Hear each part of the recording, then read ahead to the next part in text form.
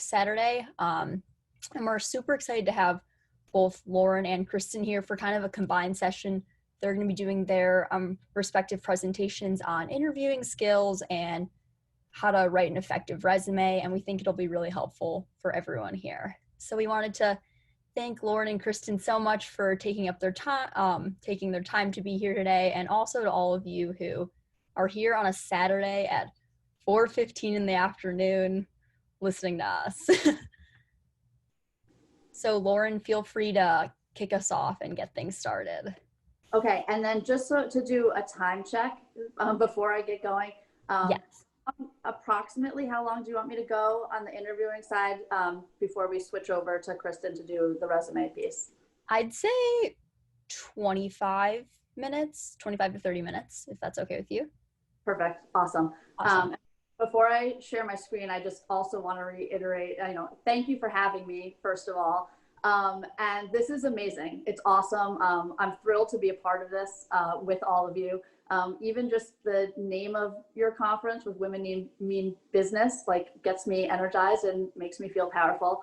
And so I'm glad that I can bring just a little bit to the conference. And as I'm starting to share my screen, I'll just give a little bit of background on me and make sure that I do this so everyone can see. Perfect. So just background on me so that folks know. I am a partner at a strategy consulting firm. I have been a strategy consultant for my whole career. And currently, in addition to my regular client-facing job, I also run all of our talent operations, and part of that is recruiting. And so I have done more interviews than I can count, and I've seen the good, bad, and the ugly. And so I'm happy to take the best of all the things I've seen and use that to share with you today. So I'm going to focus on behavioral interviews. They're sometimes called resume-based interviews. They're also sometimes called fit interviews, which is a label I don't like nearly as well. But regardless of what field you go into and regardless of what type of job you ultimately have, this is the most common interview that you will ever do. So the things I'm going to cover today, one, just what is a behavioral interview? What are interviewers trying to learn from you, and how do they get their information? What types of questions can you expect to get? How do you prepare? What are some tips when you're in the interview to put your best foot forward? And then just at the end, given the world that we're living in today, just some additional considerations, particularly if you're doing an interview over the phone, because I know we're doing many more of those than we have in the past. So what is a behavioral interview? A behavioral interview focuses on your past experiences, so things that you've done at work, in your internships, at school, in life, in your extracurriculars. It asks about things you've done to determine what types of knowledge and skills and abilities you have. And the thought process is your past experiences are a good way to evaluate future potential. Okay, and so it's asking questions, and a lot of the reason we call these resume-based interviews often is because it's pulling from a lot of those things that you've used to talk about yourself on your resume. So what's the interviewer trying to learn? And me as an interviewer, I have 3 questions in my mind that are always in my mind when I'm in the middle of an interview. The first question I'm asking is, does this person have the necessary skills and capabilities to do the job that I'm interviewing them for? The next thing I ask is, will this person fit in with our people in our culture? Will they fit in with the folks that work here already? And lastly, does this person seem like they're genuinely interested in this job and interested in our company? And unfortunately, you don't sit in an interviewer chair and they just ask you these 3 questions and you say yes, yes, yes. They ask you lots of other things, but this is what they're trying to underline to get at. And these are the things you want to make them confident about through the interview process. So how do they get their answers to these questions? There's really 2 ways. The first is explicitly. So they're going to ask you questions and you're going to answer those questions and they're going to learn things about you. And I'm going to cover what are some of the types of questions that get asked in these interviews in just a minute. But I think it's really important to remind folks that there's a whole nother side, sort of implicitly, how your interviewer learns from you. It's more than just the things you say. It's how you come across, how you carry yourself. Are you confident? Are you personable? Do you seem super nervous? Are you mature? Do they think that you are flexible to get along with others? Those are all things that they can learn just by how you interact with them. And often what I say to folks is, think about whatever school you're doing right now, be it all Zoom or some in person and some online, think about a teacher that you engaged with on Zoom that you didn't know before this year. I guarantee you 5 to 10 minutes into that very first meeting, you had an opinion about that teacher. Like, this is going to be a disaster of a year, or, oh my God, this teacher is great. And despite the crazy world that we're living in right now, this is going to be a great class. And that didn't come from just what they said. It came from the way that they presented themselves to you. And so this is about always remembering when you're in the interview that you're giving people cues and clues about yourself in all of the things you do, not just the things that you say. So what are you going to get asked when you're in an interview? I bucketed these into a couple different types of buckets of questions that you'll typically get asked. There'll be a set of questions that are about your skills and your capabilities and sort of your self-development or desire to self-develop. So they may ask you about classes and courses that you've taken, which ones have been your favorite, or what you've done, best in, what types of internships have been most rewarding to you. Are there any that were a bad fit? What do you see as your strengths? What do you see as your development areas? How might others people talk about your strengths? And they'll also ask you about times when things have been challenging. How did you manage through when things are challenging? Do you push yourself out of your comfort zone? And when they're asking you all these questions, they're trying to learn what are the things that you tend to gravitate towards. So, do you really like math? Do you really like writing? And then how do you do when the going gets tough? How do you work your way through those types of things? And they'll learn all of that from these types of questions. They'll also ask you a set of things about teamwork and leadership.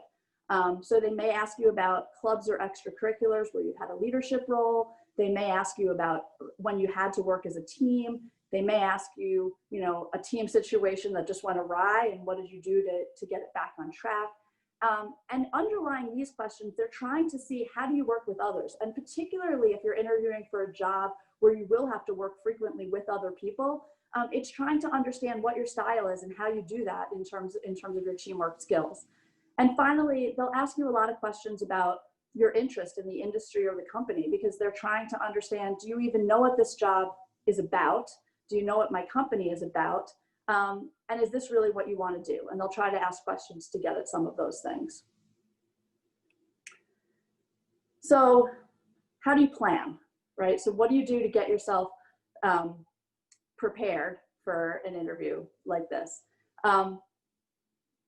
The first thing you'll want to do is think about what are the skills and the experiences that I want to bring to the forefront in my interview that are most relevant for this company and this role. And so many of us are very well-rounded. We have lots of things we like. We have lots of different strengths. And so you want to talk about yourself, but you want to be thought, what am I interviewing for? And what are the things that I want to make sure I talk about because they're most relevant to the job I'm interviewing for? So if you're interviewing for a financial accounting internship, you probably don't want to say that Greek mythology was just the best class you ever took. You had the most inspirational teacher. You wrote an amazing paper on something about Greek mythology, because it's sort of like, well, if those are the things that you're so passionate about, like, why did you want to apply for a financial accounting role? So it's being thoughtful about the things that you bring to the forefront that will match the kind of job you have. Similarly, you could be interviewing to be a lifeguard at a summer pool. And you'll want to think about, how do I show them that, I can work really well with a team with the other lifeguards? How do I give them examples that say, even if there's someone that's older than me, I'm not afraid to, put my voice out there and say, these are the rules and this is what you can do or can't do, because those are the things that would be asked of you if you were a lifeguard. So the idea is, think about what the job is about, and then think about the types of stories and examples you can bring to the forefront in your interview that'll best fit with that job. The next piece is around really researching the company. And this is a way for you to demonstrate your interest. Make sure what does the company do? What is, know something about how the industry works or how you make money in that industry, because the person that's interviewing you wants to know that you're excited about that job and you're excited about that company. And if you haven't done your homework, it's really hard to say things that give them confidence that you even know anything about what they do. And the third thing you can do as you prepare in advance is create a list of questions that you'll want to ask your interviewer. And you do this for two reasons. One is to benefit you, and one is to help you look good in the interview. So for yourself, applying for a job is a two-way street. You want someone to hire you, but you also want to find a company and a role that's good for you. So you want to ask the kinds of questions that help you get more information on what is this job really going to be, so that you know if you get to the point of having to decide, do I want to accept this job, is it the job that you want to take? And if you didn't ask any questions that help you really flesh out what's this company really like, what is their culture like, what are their people like, what are the working hours like, you didn't ask those questions, it's really hard to have the information you need. And similarly, the way you ask questions can show that you've done research on the company and can make you look good. So there may be something on their website and you say, this seems really interesting, but I wasn't totally sure what it meant by this language. Can you explain that to me a little bit more? And that's a good signal that you've done your homework and that you did prepare well for the interview in advance. So these are all the things you can do at home when you're getting yourself ready and getting yourself prepared for an interview. And what about in the interview? So these are tips for during your interview to help you put your best foot forward. And these things kind of work together, they overlap a little, but these were all points that, with all of the interviews I've seen, I think are really helpful tips for folks. So the first one is plan, but don't overplan. And I said, you don't want to sound like a scripted robot. So what I have seen that has turned me off in many interviews is that there's folks that just have their bucket so laid out. If they ask me about strengths, I'm going to say this. If they're going to ask for a teamwork example, I'm going to say this story. If they ask me, and they've mapped it out so much that I almost didn't even have to finish getting the question out, and they just start going on autopilot and giving whatever it was that was their planned way to answer that question that they were prepared for. And this is meant to be a conversation. The interviewer doesn't want to feel like you memorized a bunch of things and then you spewed them out when you got there. You want to show that you actually listen to the question. You have a bunch of examples in your head so that you're ready to go. You're not nervous. You'll be able to pull those forward. But really think about the example based on the question that was asked. And it may be slightly different than the exact question that you practiced for. And so when you get too over-planned, you sound a little bit too scripted. The second thing is you're always going to speak more than your interviewer, but try to make it a two-way conversation. No interviewer likes to feel like they got talked to for 30 or 45 minutes. And sometimes that's as simple as, they ask a question and you just confirm that you're answering the question that they want. So it sounds like you're interested in an example where I X, Y, Z, and let them say yes. It may be the case that you answer a question and then you say, is that good, or did you have any questions about that, or did you want any more information about that? And also in the way you ask questions at the end or ask questions of your interviewer, you're giving them a chance to talk. And typically people that are interviewing at these companies love their jobs. Like I love interviewing because I love my company, I love my job, and then I want to find the right people to join. And so interviewers they like to talk about what they do and why they love what they do. And so having them get that energy by giving them a chance to also talk in the conversation is really helpful. The third point is around being confident, but not overly confident. So you don't want to come in with too much of a sort of cocky air, like I've got this, I know I have this job. So it is riding this fine line between not coming across as so nervous, not being a wallflower. I mean, you want to be confident. You want to say, there's a lot of great parts of me, and I'm here in this interview, and I want you to get to know all of those great parts about me. But you want to have a humbleness in the way that you do that. The fourth one, and this one actually may be the most important one on this page, is be yourself and don't guess what the right answer to the question is.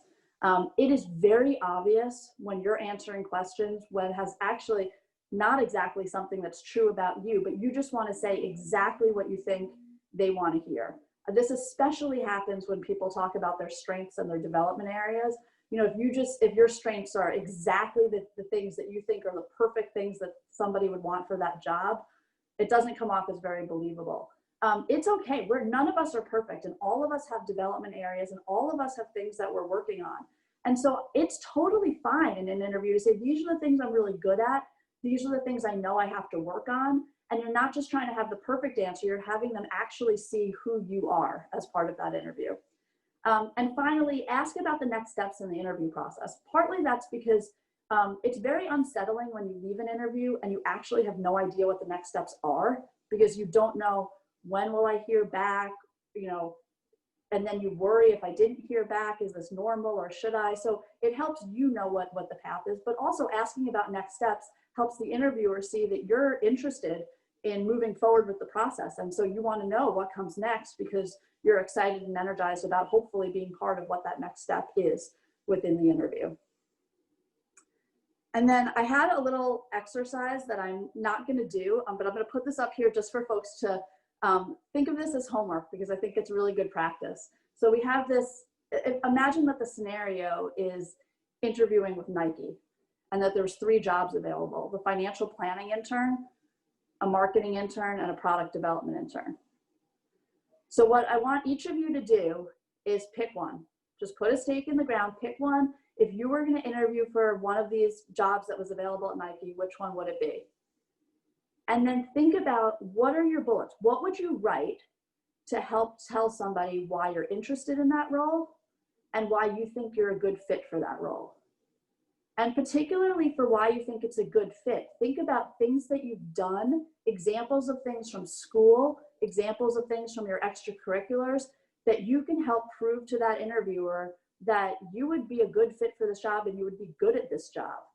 And for why you're interested, how do you show them that, you know, of course you don't know very much about any of these things because you're just interviewing for an intern position, but you know, why you think a job like this is something that might be a good fit for you? Why do you want to test what it would be like to be part of a marketing team? What makes you excited and energized about that?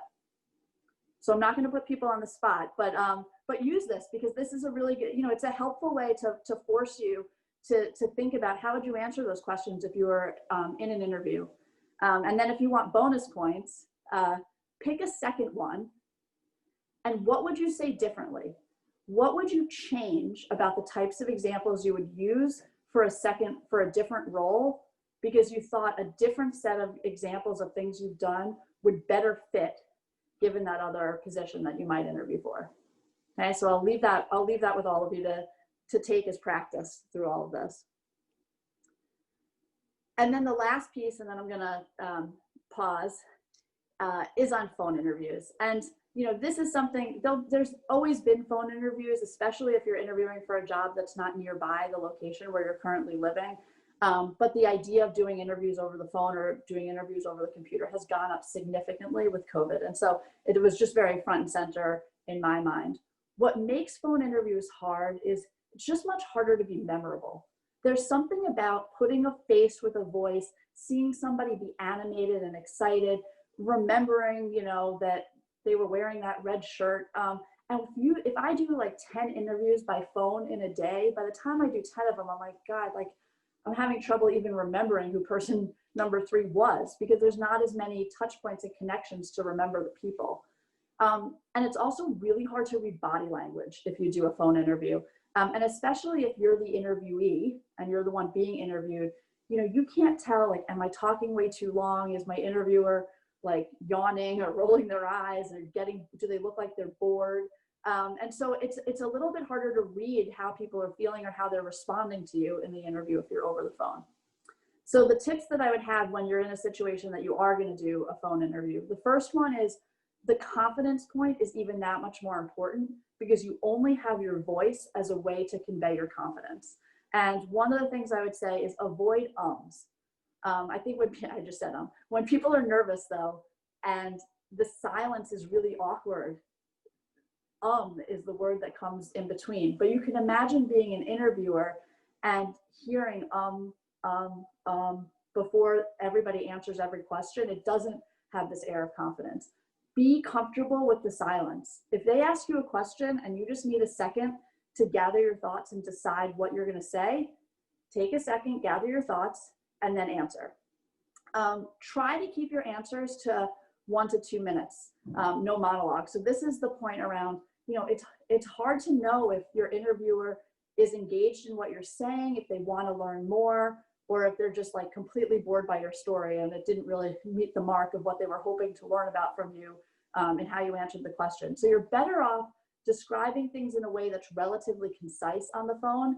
And you can always say, you know, would you like to hear more about that? But it at least gives the pause. And if the interviewer wants to redirect to something else, they have the opportunity to do that. They're not stuck just like looking at their watch saying, like, I wonder when this person's going to be done telling this story. Do they realize we only have a 30-minute interview and there's a lot of things they want to learn? And finally, I would ask for video calls if feasible.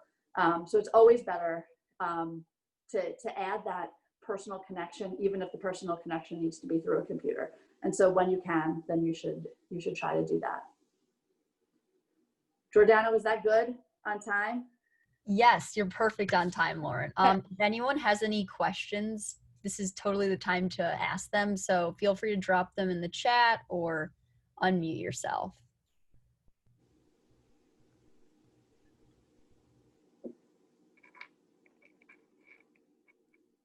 Okay, well, I don't see any questions. If you do, oh, here's a question. Awesome. Could you give some examples of strong versus weak questions to ask during an interview? Questions for the interviewee to ask? I'm assuming, I'm assuming about the company or something like that. Yeah. So, I mean, I think what you want to avoid is questions that sound really, really generic, where it was just like, I had to come up with a question. And so so I'll just say, you know, like, do you like your job? Is your company, you know, is it a fun company to work at? Like, you're sort of like, really, those are the questions. The best kinds of questions to ask, I think, asking the interviewer what they like most about their job, or what's most challenging for them about their job.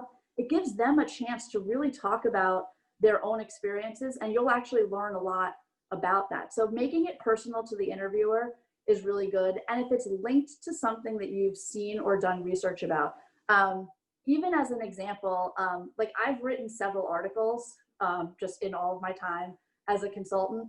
And I've had people in an interview say, I read an article that your name was on that I think you wrote that was about you doing segmentation, but instead of doing it for consumer companies, doing it for industrial companies. And I thought that was like a really interesting topic. Is that common of the types of things you do in consulting? And, you know, I was like, you know what, this person did their homework. They learned about the company. They also learned about me. And then they asked a question about something I wrote, which made me feel really special and important that they decided to read something that I wrote. So those are the kinds of interview questions that could really leave a mark and make yourself more memorable. Awesome. It looks like we have another question from Selena. She asked, what was one of the most memorable things that one of your interviewees has like done or said? Yeah, that's hard. So I'll tell you a story. It's a little bit of, I don't mean for it to be a cheat, because what they did that was awesome actually came after the interview. But I asked somebody a question, and it's sort of a little bit aside from the behavioral interview, but it was meant to see how people think and how you solve problems, because a lot of that is a skill that's really important in consulting. And I was interviewing someone that played college basketball, and so I knew that from their resume. And so I asked him a question about this idea of the hot hand. So people have this theory that like in some games, you know, like you're on a roll and you can't miss, like no matter, you know, like they're just, every shot they're going to make, like it's just their day, they have hot hands. So I asked him, how would you prove if the hot hand theory is true or not true? Like, you know, like if you were to analyze it and actually look at data, like what would you do to try to prove it out? And that's a hard thing to ask somebody on the spot. And he did a really good job of trying to navigate through. He was very well composed in the interview and tried to be thoughtful and think it through. So all of those things were positive in the interview. But I think he went home and was like really intrigued by that question. And he went and found an article that was written by a PhD who was a college professor who had a really strong view on if this hot hand thing was true or not. And so when he sent me a thank you note after the interview, he's like, the interview was great. Like I had so much fun. That question was so interesting. It caused me to wonder what is the right answer to that. So I did a little research and I found this article. And that is literally, like, to this day, he's been with our company for 7 years now. And I still tell that story to people because I'm like, Rafa got that job because he sent me that email after it just showed he was so intellectually curious. And that was one of the biggest qualities that we were looking for people when we were hiring. Yeah, that's a great story, and I've heard it before because I've done programs with Lauren. We have one last question, and it is, how would you go about a question that you don't know how to answer? So, well, one is, I mean, you should try to be able to answer the question, but if you're having trouble answering it, this is part of my point on my tips page where I said, be yourself and be honest. If they ask the question and you're just racking your brain, you can say, that's actually a really hard question for me to answer. And if it was something like, a team experience where things went really wrong and how did you get the team back on track? And you may just say, I've actually, I have done a lot of team related experiences. It's not like I haven't worked on teams, but honestly, it's hard for me to think of a team where things went crazy. And because I've been fortunate that most of the teams that I've been on have actually been pretty well functioning teams and we did well. And you can kind of turn the question and just say, and some of the reasons I think that's happened is because I've been with people who have X, Y, Z. So instead of answering the question of why did the team experience go wrong, you're able to say, that's hard for me to answer, or I can't think of a good answer to that. Here's why, but here's what I think good team experiences look like. So if you could kind of shift it and answer a question that becomes easier for you to answer, instead of just saying, that's really hard for me to answer, ask me something else. You want to try to give some information every time someone asks you a question. Awesome. Thank you so much, Lauren. This was really insightful. We really appreciate it. I think we're going to pass over to Krystin now so she can get started on talking about how to write an effective resume. Perfect. Thank you, Jordana. Can you guys all hear me okay? Yes. Okay, perfect. And can you see my screen? Yes. Awesome. Okay, wonderful. Well, I am so excited to be here. Thank you so much for having me. I will try and keep this as quick as possible to not take all of your Saturday up with learning about resumes, but wanted to start with just a quick introduction. So who am I and why am I qualified to teach on resume writing? Well, I have been working in human resources and recruiting since about 2007 and have most recently been working in recruiting and recruiting management for tech companies in the Seattle area.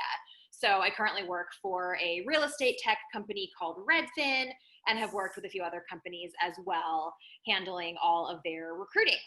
And on the side, I own a resume writing business as well called Amplify Career Services, where I help folks with actually writing their resumes and presenting themselves for those career opportunities. I typically live in Seattle. I'm currently living in Arizona temporarily for my husband's school that he's attending. And super excited to chat a little bit about how to write resumes. So basically, what is important to note is why have a resume?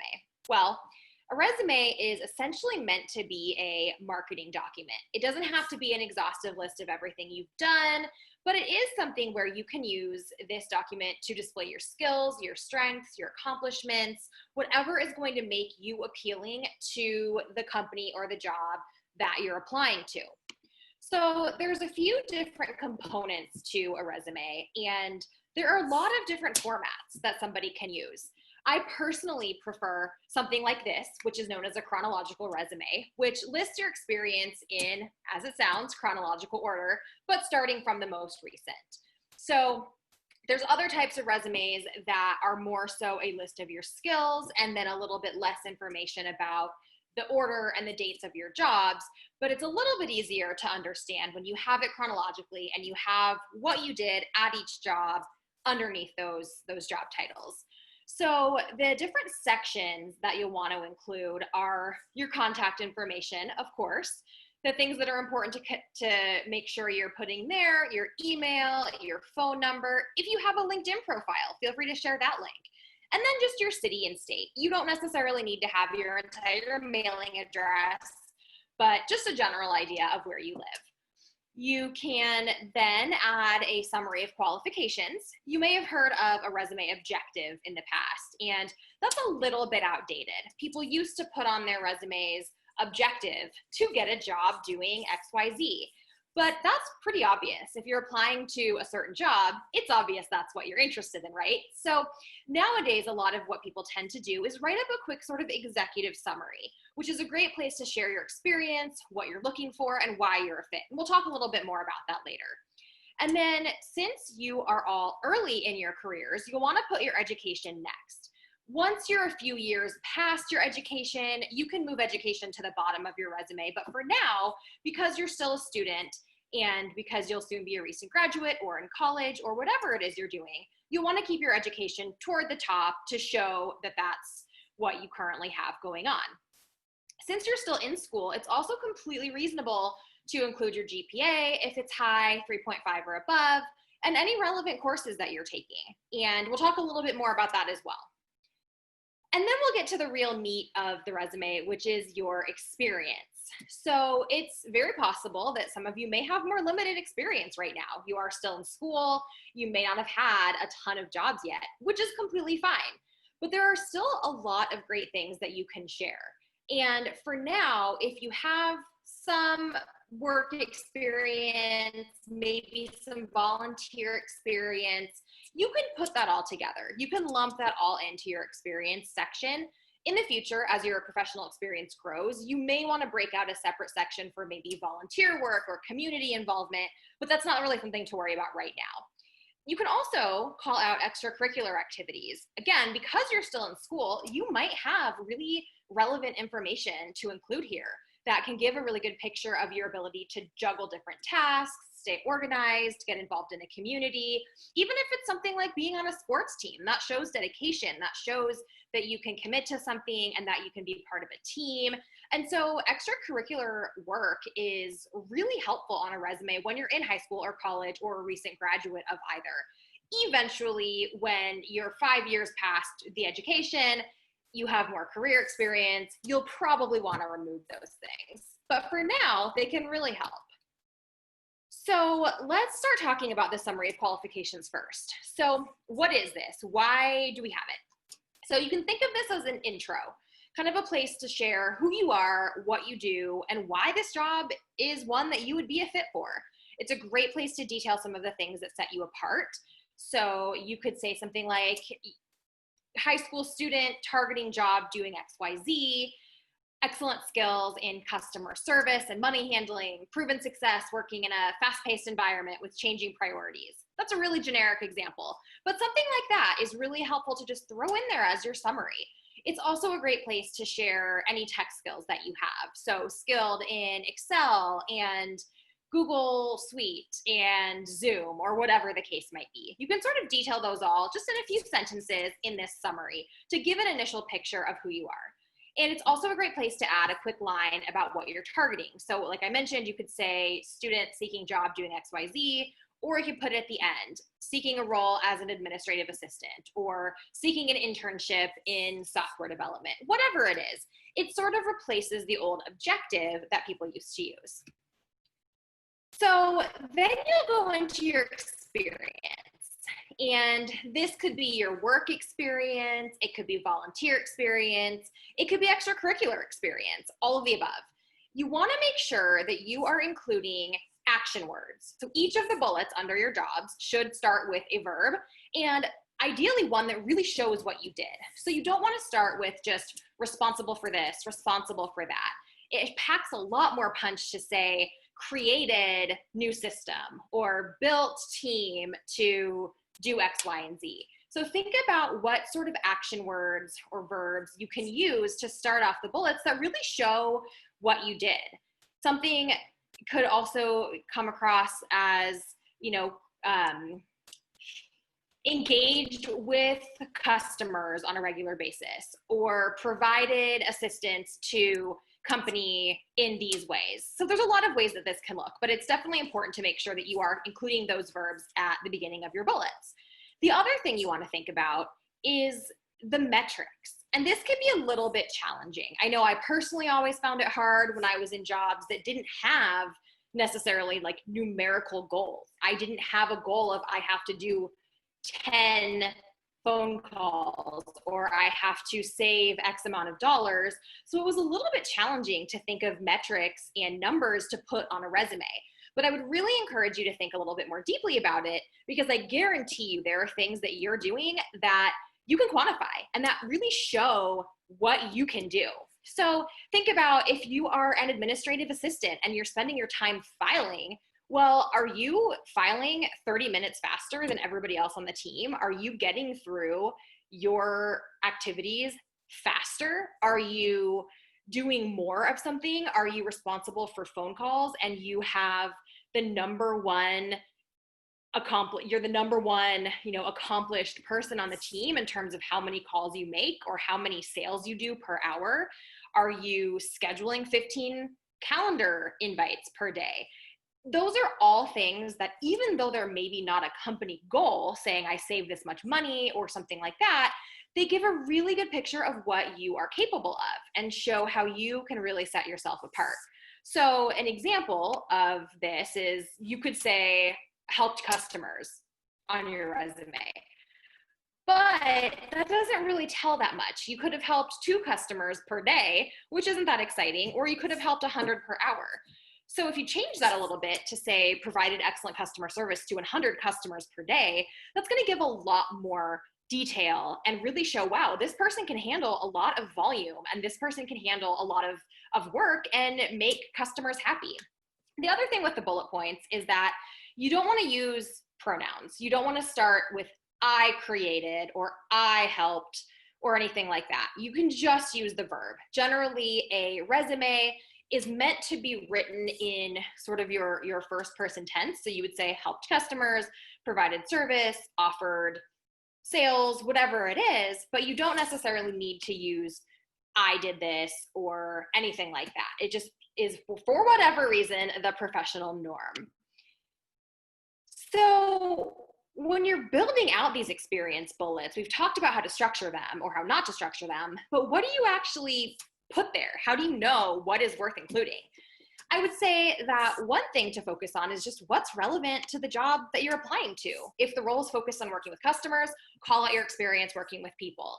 If it's an administrative role, think about times that you've had to really be efficient and organized and keep an office running. Or include extracurricular work that's relevant. Like I mentioned, you can include volunteer work, you can include clubs. If you're an officer of a club or any of those types of things, those can all really show your skills. So don't feel like if you haven't had an official paid job that you can't have a resume, because there's absolutely a lot of information that you can still include. You also want to include relevant educational info. So obviously you want to put your education, that you're in school and that you are anticipating to graduate at a particular date, things like that. But for example, if you're applying to an internship to learn software development and you've been taking a coding class, that absolutely makes sense to include on there.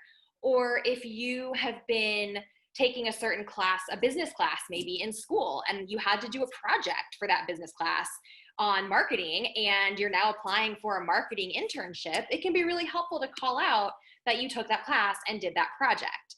So it's really about what will sell you for this job. Right now, because your experience may be more limited than it will be in the future, you could probably put most of your experience on the resume. At this point, there's not a lot that's super irrelevant. But as you continue to build your experience, you'll be able to pick and choose what's going to sell you the best to each job that you apply for. So you may have multiple resumes, one for administrative jobs, one for marketing jobs, one for something else, depending, of course, on the types of jobs that you're trying to go for. So with that, there are things not to include on a resume as well. And some of these you may know, some of these you may not. So a lot of people at all stages in their career have some of these things on their resume. And it's not something that will necessarily get your resume thrown out of the pile or anything like that, but it takes up space that you could use with something better. So what do you not want to include on your resume? You don't want to include your pay. No one's business. Your salary is not anybody's business but your own. You don't need to share that with other employers. You don't want to include the number of hours worked on your resume. It may be relevant to say something like volunteered at an animal shelter consistently 5 hours a week for a year, because that's showing consistency, that's showing that you committed to something, but you don't need a separate bullet for each job saying how many hours you worked. I have seen that before where it'll say this job was full-time, this job was 20 hours per week. It doesn't really matter. You don't need to include your supervisor's name or contact info or a list of references. And you also don't need to include the phrase references available upon request. I see that a lot. And while it won't hurt you, it's taking up space because that's kind of a given. Everybody knows that if they ask you for references, you'll provide them, because if you didn't, that would be kind of strange. So you don't really need to include that. You can always have a separate document that lists your references that you can share if needed. As we talked about, you don't need to include a formal objective statement. You can use the summary of qualifications instead. You don't need to include a photo. That is something that is commonly done in some other countries and cultures. It's not typical in the US. If you are applying for a job in acting, modeling, sometimes real estate, they may ask for a photo, but most of the time it's not something that you would need to include on your resume. And then you don't need to include personal info other than your name and contact info. Again, in some other cultures and countries, they do include things like birth date or family names, but we don't necessarily do that in the US in terms of our business norms. So you don't need to take up the space doing that. Similarly, you don't need to include irrelevant hobbies. So sometimes you might see someone's resume say, I like to read and spend time with animals. If those things aren't really relevant to a job that you're applying for, there's really no need to include them. If they are relevant, you can add those under your experience in some way. My personal favorite one of those that I ever saw was somebody's resume actually said, I love cooking 7-course dinners for my friends. And I thought, that sounds great. I would love to have one of those 7-course dinners. It sounds awesome, but not necessarily relevant to the job that they were applying for. So some final thoughts on a resume. So things to keep in mind. You want to use this as a marketing document. This is something that is going to really show what you can do and how you are fit to a job that you're applying for. And so it's something that you'll really want to make sure you're using in that way to really show what you're capable of, what you're great at, and how you can best potentially fit that role. You want to make sure it's focused a lot on accomplishments, on everything that you have done that can kind of set you apart from previous applicants or from other folks who might be looking for that job. And then you also want to make sure that you proofread. So of course, we want to avoid typos, grammatical errors, anything like that on a resume. So have a friend or family member look it over for you. And make sure that you're using kind of a crisp, clear, clean resume format. You can play around with it. There's not one design that is best or anything like that, but make sure that at this point in your career, it's at one page. Once you're maybe 5 years into a career, 5 years past your last education, you may have more experience to add a second page. Generally, a resume shouldn't be more than 2 pages unless you are in maybe certain aspects of academia when you're actually using a different type of format. So with that, I want to open up to questions and see what I can answer for folks.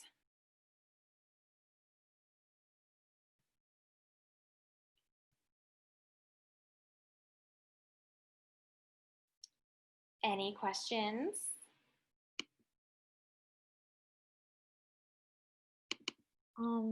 Drop it in the chat. If not, I have a question. So I know you're talking about like resume building and like this is what you do, right? Like you give advice.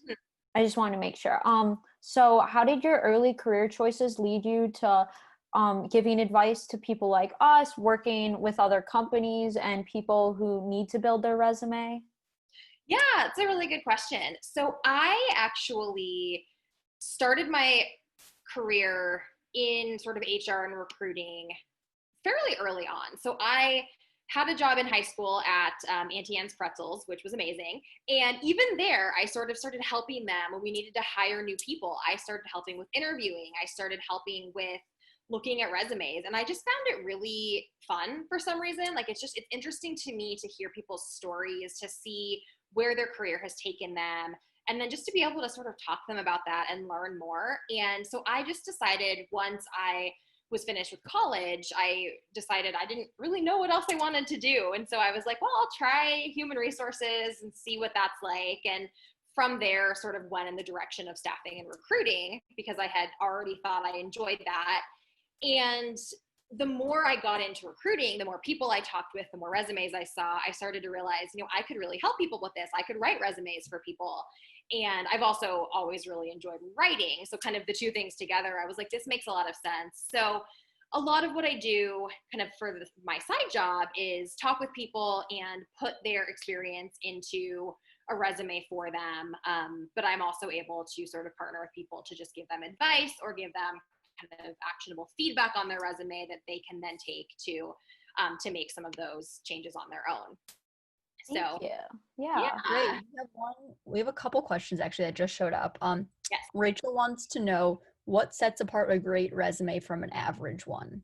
It's a great question. I think for me, that comes down to, like we talked a little bit about, sort of those numbers and those metrics. So really being able to say, okay, not just this person helped customers, but they supported this many people and they had a 100% satisfaction rating or something like that. Being able to really show with data how you can set yourself apart and how you are the best candidate for the job. So there is a big difference when you look at someone's resume being kind of vague and just saying, did sales or helped out in an office. But when you can say, worked in a busy office answering 75 calls per day, or won these awards, or won employee of the month, or whatever it is that kind of sets you apart. So the thing about a resume that can feel a little bit awkward, that I would love to just give you all permission to never feel awkward about again, is you're kind of bragging about yourself, and we are all accomplished women and should be able to call out what makes us awesome. And sometimes I think with resumes, it feels weird to sit there and just like, okay, I'm writing down how cool I am and how much I've done and how accomplished I am. But that's what it should be. And so I think the more you can think about that and the more you can really show your stuff and what sets you apart, the better. We have another question from Tommy. Should we include any awards that we have received? Yes, I think that's a good idea. I think it depends on the award, of course, but I think at this point, sure. I think at a certain point, as I mentioned, kind of as you continue to gain experience, you may not necessarily need to include, for example, an award from your sports team or something like that, unless you're going into the sports industry. But I think absolutely anything that shows what you've accomplished, shows what you've done well, any school awards, anything like that, absolutely. And then Daniela asked, should I include relevant courses on my resume under education? How many classes should be listed? Yeah, absolutely. Feel free to include those under education. I would use it somewhat sparingly. I wouldn't list every single class that you're taking, especially if they are kind of your basic courses. Everybody takes English class. Everybody takes math class. If you're taking really advanced math and you're applying for a job where that's relevant, then by all means mention that. If you're taking a business course or you took an advanced writing course and you're applying for some sort of writing job, absolutely include that. I don't think that there's a particular number limit of you should only put X amount of classes, but I would just think, does this show why I am a great candidate for this position? Taking English 101 that everybody else is taking probably doesn't set you apart. But if it's something really relevant to the job, if it's something that maybe not everybody is taking, then absolutely feel free to include it. And we just got another one. Should I mention the grade I got in the class as well? I don't know that you need to. I think if you really want to, if it's a high grade, again, I think the general rule is kind of 3.5 or above. Or getting an A. You can, if it's something that's really worth mentioning, but you don't have to. So I wouldn't use a ton of the real estate on your resume to detail out grades, but if you think it's something that would be helpful, then by all means. And again, as you get further from having taken that course, eventually you'll want to start to remove those things. After a few years, it won't necessarily be relevant anymore. So just keep that in mind.